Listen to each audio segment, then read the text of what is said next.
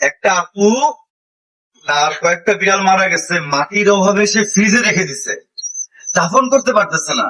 মানে এটা কতটা দুঃখজনক বলার অপেক্ষা রাখে না। আমরা তাদের সাথে কন্ট্যাক্ট করছি, আমরা ইনশাআল্লাহ আগামী পরশুদিন সকালে হচ্ছে তার বিড়ালগুলো নিয়ে এসে আমরা দাফনের ব্যবস্থা করবো। এরকম হাজারো কেস আসতেছে আমাদের কাছে, 40, 50, 60, সেটার মাত্রা কখনো 90+ হয়ে যাচ্ছে।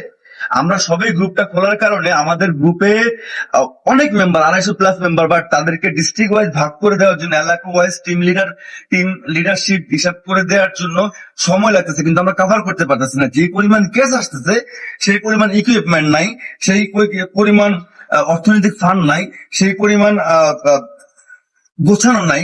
কিন্তু আমার ভাই বোনরা সবাই আমাকে নক করতেছে, আমরা হিমশিম খাচ্ছি। আপনারা যারা আমাদের সাথে স্বেচ্ছাসেবী হয়ে কাজ করতে চান, তারা আমাদের গ্রুপে জয়েন করুন।